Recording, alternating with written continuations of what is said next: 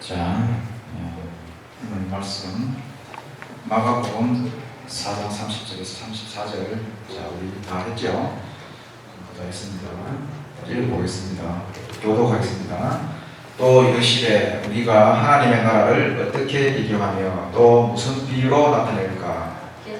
나라와 같으니 땅에 심길 때에는 땅 위의 모든 씨보다 작은 것이로되 심긴 후에는 자라서 모든 풀보다 커지며 큰 가지를 내나니 공중의 새들이 그 그늘에 깃들일 만큼 되느니라. 예수께서 너희가 많은 비유로 그들이 알아들을 수 있는 대로 말씀을 가르치시되 비유가 아니면 말씀하지 아니하시고 다만 혼자 계실 때에 제자들에게 모든 것을 말씀하시라. 아멘.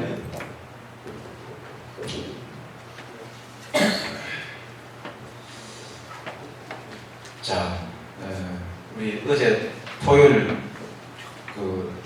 무슨 시합을 하게 됐죠. 그때 갑자기 이렇게 안 되게 됐습니다. 이 선생님은 참 이게 그 일정에 맞춰서 몸을 다 만들어놨는데 컨디션 조절도 딱 하고 딱 했는데 참 아쉽습니다. 여러분 다 그랬죠? 나중에 한번 더 잘합시다. 자, 우리 이 본문을 보니까 우리가 하나님의 나라를 지금 비유로 배우고 있습니다. 이 본문이 지금 무슨 뜻인지 잘 알아야 됩니다. 이것은 다른 비유를 나타내는 것이 아니라 하나님의 나라가 과연 무엇이냐 그걸 설명하는데, 네? 자, 비유와 비교를 가만히 생각해 보면 우리가 이 땅에 존재하는 것은 비교를 할 수 있어요. 그죠? 누가 서울에 가서 무엇을 보고 왔습니다. 서울에 가면 뭐가 있습니까? 선생님들이 서울에 잘 안 가봐서 모르겠는데, 네? 지방에 없는 거. 서울에 가면 자, 지금 지하철도 있고, 옛날 지하철 없을 때 땅속으로 막 기차가 간다더라도 사람들이 안 믿었죠. 그것은, 그럼 무거워, 그게. 지하철이 무거워하면, 네? 나는 기차 있잖아. 기차가 지하로 간다 하면, 그러면 대충 이해가 가죠. 왜냐하면 기차를 봤으니까. 땅속으로는 다니 못 봤지만. 그런데 하늘나라는 이 땅 위에서 비교할 것이 없습니다. 하늘나라의 것이죠. 그래서 비유로서 이렇게 설명하십니다. 비유로서. 자, 하나님 나라는 겨자씨와 같다. 오늘 이렇게 말씀드렸어요. 겨자씨. 겨자씨를 여러분들이 본 적이 없죠? 겨자. 탁 쏘는 겨자 있잖아요. 그 씨가 선생님 보니까 진짜 작아요. 조그만한 거 배추 씨앗만 합니다. 그것과 같다. 그럼 어떻게 해서 겨자씨와 같다는 것입니까? 자, 오늘 한번 설명해 볼게요. 하나님의 나라를 이렇게 비유해놨습니다. 첫째, 하나님의 나라는 자란다고 하는 특징이 있습니다. 겨자씨는 그 크기가 매우 작습니다. 채소 중에서 제일 작은 씨앗. 그것은 눈 어두운 사람은 잘 보지 못합니다. 그러나 이 씨가 비옥한 땅에 심겨졌을 때는 그 키가 한 4m 정도 자랍니다. 믿음은 자라는 성질을 가지고 있습니다. 여러분들의 마음밭에 씨앗이 떨어졌을 경우에는 그것은 자랍니다. 자라나는 게 정상입니다. 네? 어제 다르고 오늘 다르고 내일 달라야 돼요. 자, 구체적이며 어떠한 행동을 유발시킵니다. 자라나가지고 모양이 달라집니다. 이렇게. 두 번째, 하나님의 나라는 겨자씨와 같다는데 공중의 새들이 깃들이는 곳입니다. 이게 말하죠? 그렇게 크게 자라나가지고, 왜냐하면 하나님의 나라는 하나님이 계시는 곳이고 하나님은 그 자체가 생명이십니다. 모든 생명체들이 그 안에서 깃들일 수가 있습니다. 따라서 하나님의 나라의 지체되는 우리 각 여러분들 성도들에게는 이런 쉼터가 있는 것입니다.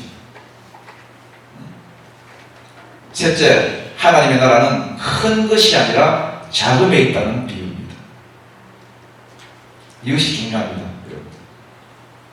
주님이 말씀하신 하나님의 나라는 그 당시에 유대인들이 알고 있는 복음, 잘못된 복음 무엇입니까? 네? 즉, 자, 다니엘서 여러분들 읽어드릴게요. 다니엘서 4장 10절에서 12절 사이에 있는 복음 말씀인데, 그 당시에 유대인들이 하나님의 나라를 어떻게 생각했느냐? 내가 드릴게요. 내가 침상에서 나의 머릿속으로 받은 환상이 이러하니라. 내가 본즉 땅의 중앙에 한 나무가 있는 것을 보았는데 높이가 높더니 그 나무가 자라서 견고해지고 그 높이는 하늘에 닿았으니 그 모양이 땅 끝에서도 보이겠고 땅 끝에서도 보인다고 합니다. 그 잎사귀는 아름답고 그 열매는 많아서 만민의 먹을 것이 될 만하고 들짐승이 그 그늘에 있으며 공중에 나는 새는 그 가지에 깃들이고 육체를 가진 모든 것이 거기에서 먹을 것을 얻더라. 에스겔서에도 보니까 이런 말씀이 있어요. 주 여호와께서 이같이 말씀하시되 내가 백향목 꼭대기에서 높은 가지를 꺾어다가 심으리라. 내가 높은 세 가지 끝에서 연한 가지를 꺾고 우뚝 솟은 산에 심되. 자, 이런 말씀들이 나옵니다. 무슨 얘기냐면 그 당시 유대인들이 잘못 알고 있는 그 하나님 나라는 백향목 같거든. 백향목은 어떤 나라입니까? 아주 우람한 나무죠. 높이가 한 10m 이상 올라갑니다. 쫙 뻗습니다. 이렇게. 이 사람이 팔로에 가면 다 감지를 못합니다. 그래서 그 당시에 건축을 하게 되면 이 백향목을 빼다가 건축을 하게 되면 큰 이렇게 힘을 지탱하는 그런 나무로 쓰죠. 기둥으로. 우리 옛날 기와집 같은 데 보면 큰 이렇게 기둥들이 들어가죠. 그런 만큼 백향목은 누구라도 탐낼 만한 크고 강한 나무, 그것과 같은 것을 사람들이 연상을 하고 있습니다. 그런데 예수님은 뭐라고 하셨습니까? 하나님의 나라는 당연히 그러한 곳이라고 생각하고 있는데 예수님은 겨자씨와 같다. 겨자씨 풀이고 풀. 이 풀이 막 이렇게 커가지고 한 4m까지 올라갑니다. 이렇게. 자, 여러분, 하나님의 나라는 약함을 들어서 강함을 부끄럽게 하는 나라입니다. 네? 자, 그 당시에 유대인들이 생각하는 그러한 사람들, 하나님 나라에 적합하다고 생각하는 사람들, 어떤 사람들입니까? 율법을 잘 지키는 사람들. 네? 율법을 누가 잘 지킬 수 있어요? 네? 여유 있는 사람들이 잘 지킬 수 있잖아요. 주의를 거룩하게 지켜야 되는데 그 주의를 거룩하게 지키려면 최소한 뭡니까? 주일날 일 안 해도 먹고 살만한 생계 걱정이 없는 사람들. 네? 뭔가 이렇게 기반이 좀 돼 있는 사람들. 그 사람들이 법을 잘 지킬 수 있고.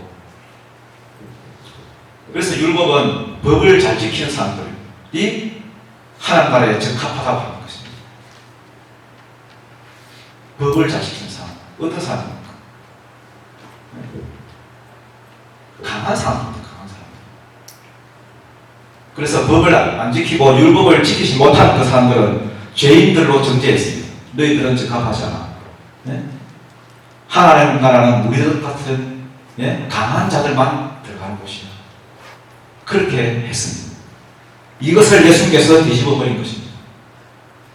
겨자씨와 같은, 풀과 같은, 잡초와 같은 이런 사람들. 약함을 들어서 강한 사람들을 부끄럽게 하십니다.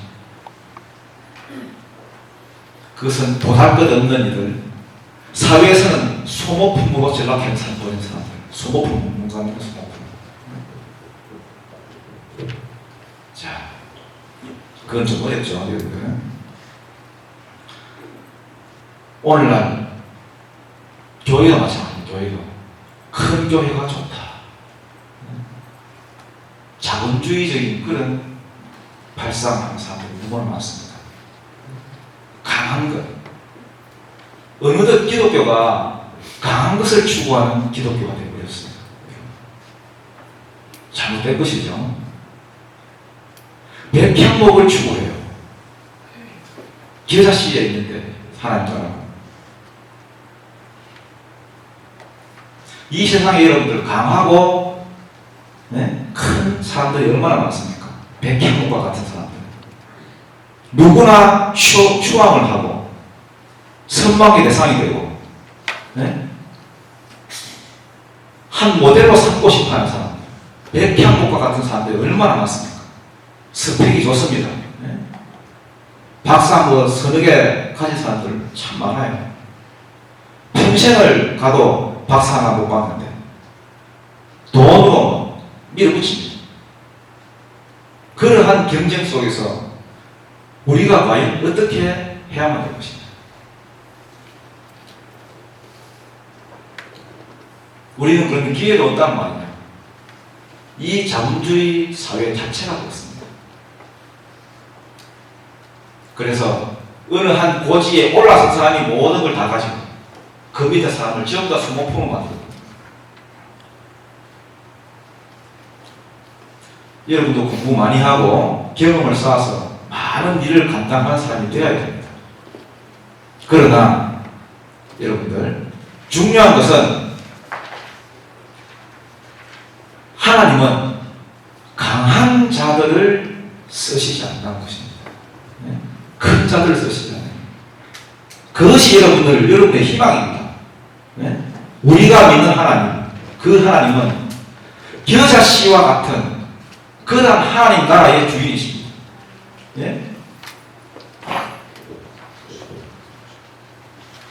우리의 희망이 어디 있는가?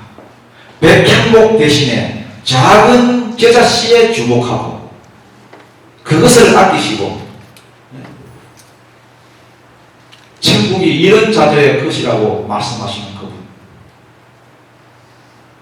우리 하나님은 약한 자들을 들어서 강한 자들을 부끄럽게 하시고 작은 자를 들어서 큰 자를 부끄럽게 하시는 그 하나님이기 때문에 거기에 우리의 희망이 있는 것입니다.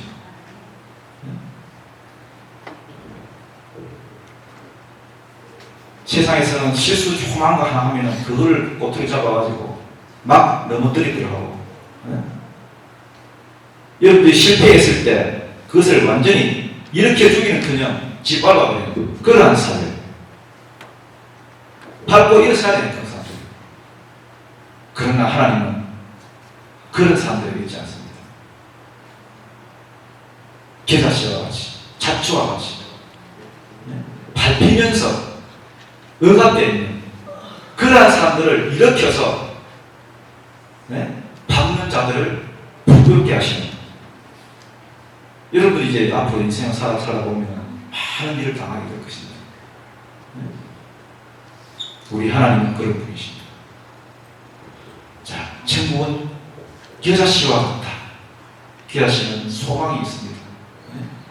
이러한 천국에는 소망이 있습니다. 우리의 소망, 바로 하나님. 그 천국의 주인이신 하나님. 여러분들이 이러한 복음을 깨닫고 그 천국을 사모하면서 여러분들이 공부도 하고 또 학업도 하고 그렇게 하시기를 바랍니다. 기도하겠습니다. 하나님 아버지 감사를 드립니다. 많은 사람들이 강한 것을 추구하고 또 세상 논리에 휩싸여 있을 때 주님은 겨자씨 비유로 우리에게 말씀하십니다. 아버지, 우리를 아버지여 주목하여 주시고 우리를 불쌍히 여겨 주시옵며 그것이 우리의 복음이 되게 도와주시옵소서. 겨자씨만한 그러한 것들에게 주목하시는 그분을 아버지여 우리가 기대감을 가지고 소망을 가지고 바라보게 하여 주시옵소서. 이 모든 말씀 예수 그리스도의 이름으로 간절히 기도드립니다.